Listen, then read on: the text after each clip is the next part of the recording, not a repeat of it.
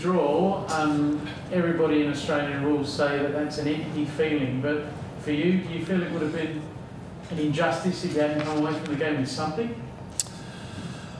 Look, it certainly is a hollow feeling when you finish even at the end of the battle. I'm not a big fan for extra time. I think that you get a certain amount of time to win the game, and when the siren blows, I think that well, especially looking at today's game, that both teams had fought pretty hard for a win, and a draw's not great for us, but there's some really good things that come out of the game in regards to the ability to fight back, kick a couple of goals with 3 or 4 minutes to go. The boys took the game on. It was a bit different to last week, where I thought they learned a lot out of the Brisbane loss, and especially in the last quarter.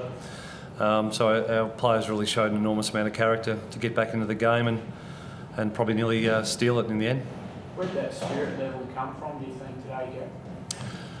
I think it's been building across the year. There's been certain games that our players have been really out there and really competitive. I've been asking for a 4-quarter effort over the previous 4 weeks since taking over, and we've been a little bit inconsistent at times throughout the season, but I've really seen, working closely with the group, that there's been that spirit, camaraderie, ability to get up in the games. We showed that against North Melbourne in the last quarter, to be able to get up and win. It just didn't happen today for us. Do you take a glass half full or empty view from today? It's disappointing. We came to win. All that preparation for the week was about winning this game, and it was 14-12. We wanted to really get something out of the opportunity to play at the MCG September, give our players a really good taste in their mouth to launch into another strong pre-season, and make sure that they all commit and leave the ground with a win, playing competitive style of footy the way we wanted to play, and hopefully get back here next time playing our first final. You touched on the MCG. How important was it, I guess, to give for the players to come away with a better memory, given, I guess, the last visit here was that loss last year to Hawthorn? I didn't speak about it. That wasn't raised. It was, again, just to try and attack Rchmond head on, play the style of play that we wanted to play, limit their uncontested. We had three or four players that hadn't been to the MCG before, so a great experience for them. Jared Redden in the ruck was battled really well against Barrack, so it was good for him. There were some other players that hadn't been here before, and for them to be able to come here and not be starstruck, and get something out of it was quite good. What's your sort of movements from now on? You've been the caretaker coach for 4 weeks. Are you in the running to try and become the head coach? What does a result like this, or a performance like this, do for you? Well, I said to the players after the game that I was proud to coach this group. The opportunity given to me by Keith Thomas and Brett Duncanson and Peter Rode was terrific.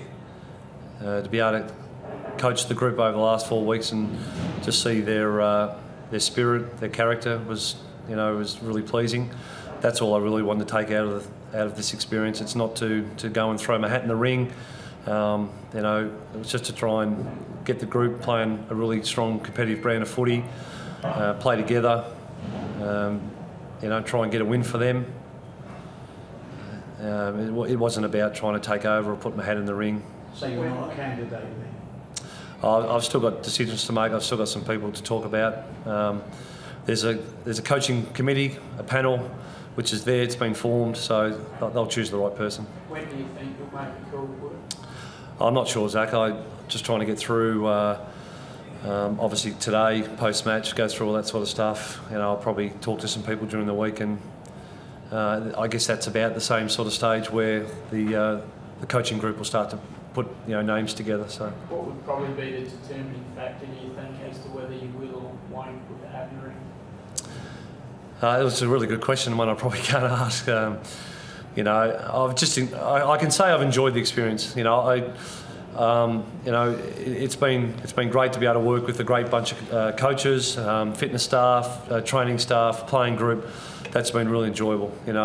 I think personally we've got a lot out of. I think I've personally got a lot out of coaching. I've got some great experience, but also I think that our players have got a lot out of the last 4 weeks too. So at this stage, I'm neither here nor there to make a decision. What do you think you've learned from it, and do you think you would be ready if you could do it? I've learned more about the game. It moves pretty quickly, even though in the 4 weeks, you know, our sides can do different things to you, and being able to manage that process, set up those structures, keep your own form going, keep your own faith in the players going, although sometimes the opposition get a bit of a run on you. So being able to manage that, manage coaches in the box, manage all the information that comes to you.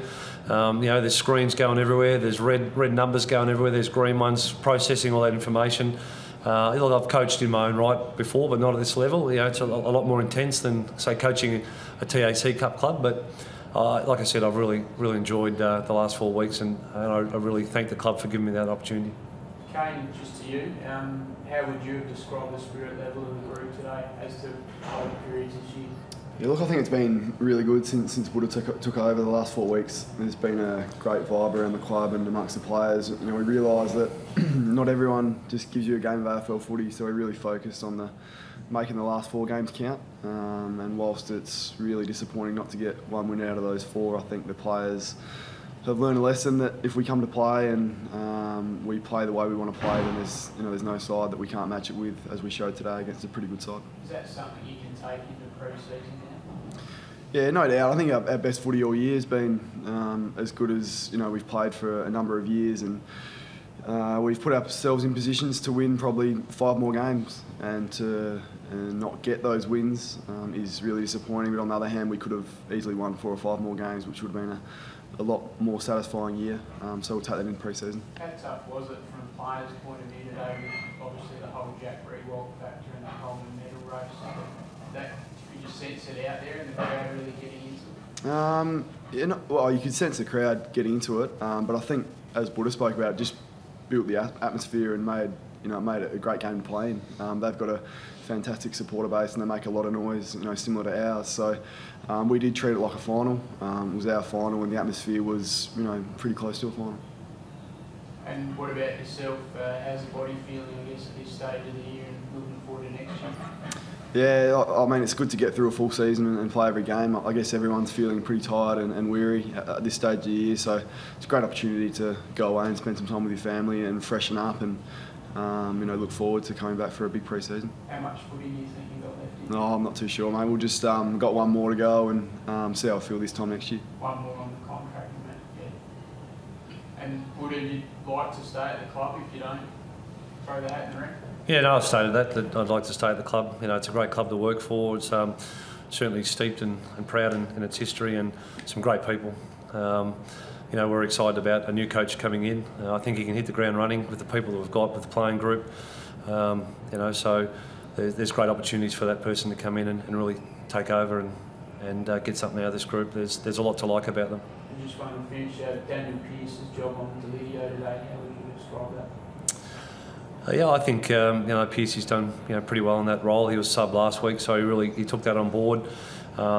We really wanted to give Pearcey an opportunity to inject himself into the back half of the game last week. Unfortunately, we didn't have the match-up for Blee, so we were forced to use Pearce at half-time. But his role today, he did pretty well. Delio's a class player. Pearcey played a role for us. He got a bit of the footy. He had some shots on goal. It's probably an even battle, but great for Pearcey to be able to have a role and play on a really classy player. Garry, just putting in the Port Adelaide job aside for 1 second, on a more general level, it sounds like you've really enjoyed this from coaching. Is that something you'd like to pursue in the future? Look, down the track, I'd still like to be, like Zach said, involved in the club, whether it's moving back to the forwards. Sean Wren's done a great job in the midfield.